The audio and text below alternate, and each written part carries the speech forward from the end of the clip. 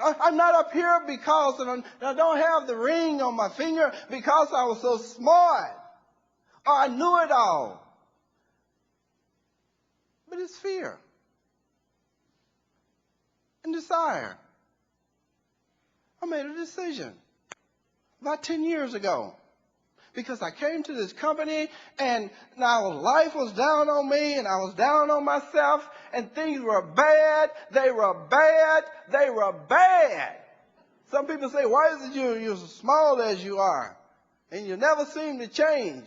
Let me tell you, I worried myself and cried myself so in my early years into this company until my wife finally turned to the other side in the bed. She said, I'm sick of hearing you cry so. I'm sick of hearing you complain so. You know why I was complaining? Because when I came, and many of you know the story, I was broke. I'd given up on life. I stopped dreaming. I stopped hoping. I stopped believing. I couldn't look you in the eye. I couldn't look her in the eye. I couldn't even go to the mirror and look my own self in the eye. And all I did was cry because it was bad. And then I came to this company. And that's why I say I see myself in every one of you out in the audience today. I don't know you by name. I just know you by faces. But I know you because I see myself. I look at you in your eye. And they said to me what Mark is saying, that you can make a change. Some people say, why is it you're not earning more than $250,000? Maybe I'll tell you that sometime. But I don't care if I never earn more than what I'm earning today because I'm earning more than I was when I came here into this company. I'm appreciative because people told me that you can't do it.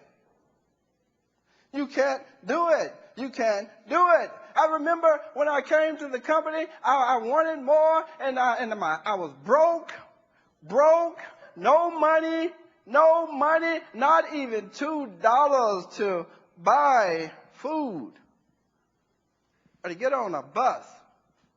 I remember one time we went to a meeting, and we were there, and I'd ridden the bus in order to get to where I was going. I'd ridden that bus for 4.5 hours. And at this meeting, I was so hungry. I don't know if you all know what hungry means. I was so hungry, folks, and this is the truth. I was in that meeting. And Dennis and Daniel was doing the meeting, and Dale was there, and several more. And I hadn't eaten all day long because I'd gotten up about 4 in the morning. I couldn't even see straight. But they told me, doggone it, if you want more, if you want a change in your life, show up. That's all I remember. And I was almost a fallout that day. And I didn't have food. And someone came up to me and said, Mr. Campbell, why don't you take one of the plates that was left? That was the point behind this. And so I took the cracker and I took the salad and I ate it. Got renewed. Here's the point. If I hadn't shown up, if I hadn't made the sacrifice of being there, I wouldn't have gotten it. And I wouldn't be here today. Someone told me, they said, you can't do a mirror plan because you're not smart enough. Somebody had nerve enough to tell me that now. I talked so bad. And I was so determined because they showed me that you can be better than you were. I was broke, no money, bills behind. I had no car. I had no phone. I had no hope. but someone simply said to me that you can make a difference, you can make a change in your life, and that's what I focused on, and I grabbed a hold of it. And I made a commitment to that decision that I made. Decision is made instantly. I had no other choice, but I made an instant decision to do a marriage plan, and that was it. And I said, I'm not smart enough. I'm not educated enough. I'm not. Get off of that stuff, because all of us are not. I couldn't communicate. First time they allowed me to speak, they put me up, and it was 6 months later before they put me up again. But I said, I'm going to show up. When I was broke and going to Goodwill, shopping at Goodwill, buying clothes at Goodwill because they said you didn't dress right, so I went to Goodwill. They said the shoes you had on were not right, so I went to Goodwill. Anybody listening to me? And I remember not having a car, riding a bus. And so I began to pattern myself after people who were where I didn't want to be. And Mark Jarvis came along, and that guy was short, and I think he's still short in stature. But he's big. In his mind, he's big. But Mark did something one day. They challenged us. They had a contest on. And they said, Roger Campbell, and they said to all of us, who's going to step out? And Mark came down, and he drove down, and he stood up in that audience. And I think that time he had just driven all night long and day, and he said nobody else in the audience would stand up. So I think Mark jumped up. And when Mark jumped up, I looked around, and nobody else was standing. I said, I'm broke. I'm uneducated. I don't understand this business. But if that guy can stand up, I'm going to stand up, and I jumped up too. I began to believe in a marriage plan. It has not been easy. It has been hard.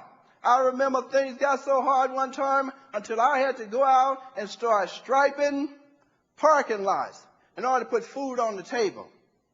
Things were so bad until my wife did not buy a dress, did not go shopping. We never went to a movie. We never bought anything in our home. We never bought anything for our kids for over a year and a half.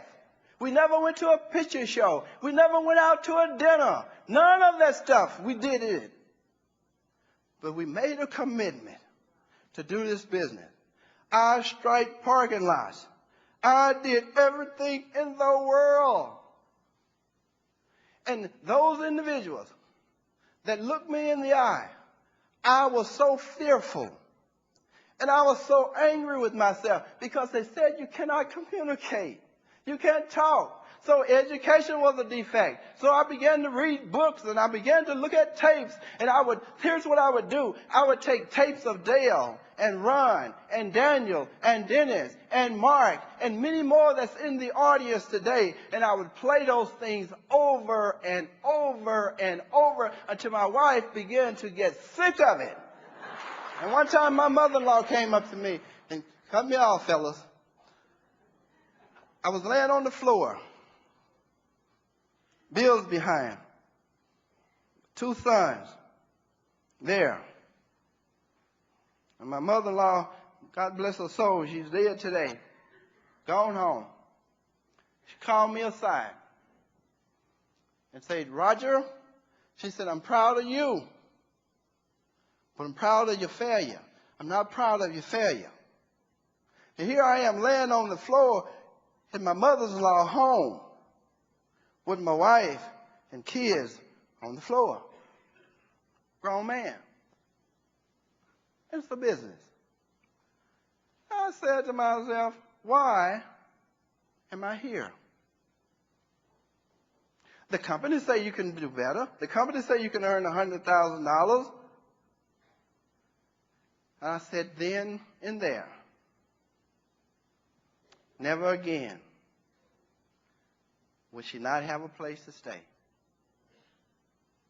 Never again would she not have a place to stay. Because of this company, we got our first home. And then we got a second one. This company has allowed us to do it. And they said you can live in $1 million home.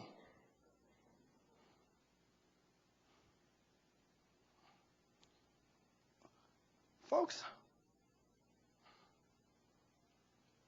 your dream is not too big. Your sacrifice is not too big. This company has put me in $1 million home, and the highest I ever lived in was an apartment.